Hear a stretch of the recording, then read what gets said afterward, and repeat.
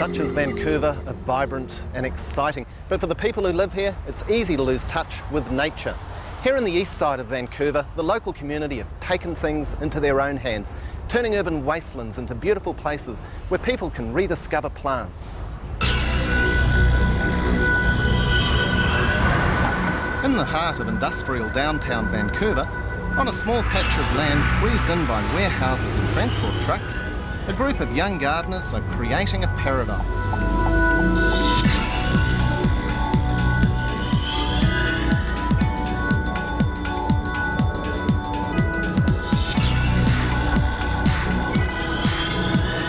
I think it's really important to get in touch with nature and spend time growing plants. Like if you're really stressed out, gardening is such an awesome thing to just make you feel so much better. You do need green spaces in cities. We can't just keep developing and expect it to be a healthy place to live. I think everybody in the city should go through this.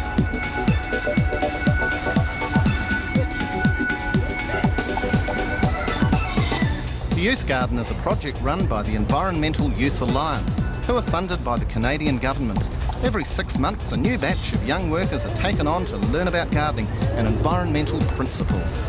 It provides space to learn skills, concrete skills. It also provides education for the community to come through, see the native plant garden, see the espalier, examples of how to garden in the city. Not only can you see, just by looking at it, that it's successful, but the effect that it's had on people and their lives makes this garden a success. So what skills do the young people that work here learn? Well, over the course of the 6 months that they work with us, we try to address practical, hands-on skills. Planting, organic fertilizers, mulching, improving the soil, as well as food politic issues, growing your own food, sustainability. Are those pretty much the underlying principles of how you garden in this place? Oh, definitely. Yeah, predominantly organic, heritage and water-wise plants, as well as permaculture techniques we use and companion planting. The Youth Garden is part of a wider community garden. 12 years ago, a group of residents in the area commandeered a patch of waste ground and turned it into this garden. The council, who owned the land, wanted these gardeners off, but after years of battle, eventually relented, and since then the guerrilla gardening movement, as it's called, has spread. I'd say there's two branches to it. One is where people just want to see greenery around, and they'll plant it on the sides of streets or in little pockets, and they won't necessarily tend to it, but they'll just put seeds here and there or plant seedlings here and there, vacant lots, that kind of thing.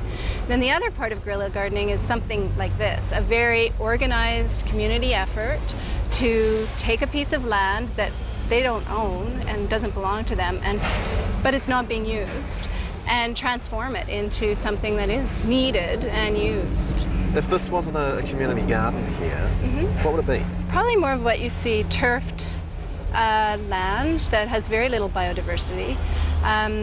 What you see around here are destination playing fields, which are for people who don't live in the neighborhood. They come from outside of the area, play sports, and then leave. This is a very dense community with lots of kids, tons of children. And there's very few spaces for them to play and to see something like this. Their schoolyard is mostly concrete, so they can come to the garden and on a daily or even a weekly basis, tend a piece of land, see nature in the land, see something grow. So in that sense, it's a really, I think, practical and wonderful way to bring nature to inner city children and youth.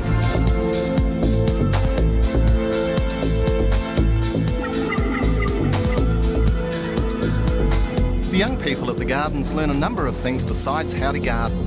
These include working with the community, how to improve the environment in the city, and how to make the city a nicer place to live in.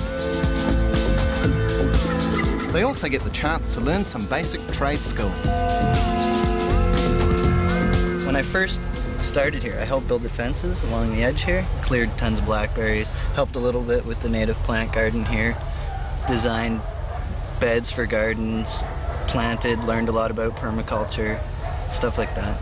Built the greenhouse over here to the left. So you're a pretty handy guy, huh? Yeah. Well, I've done a lot. I wouldn't call myself handy, but I learned a lot.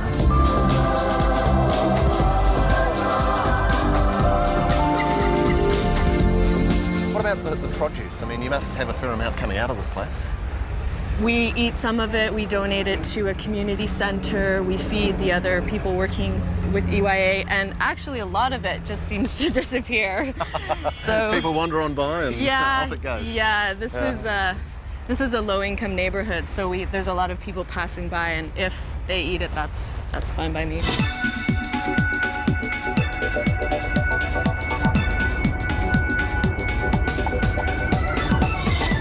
Would you regard this garden and this whole project as a success? Of course I would. I'm still here. I'm still here. Yeah, I think it's great.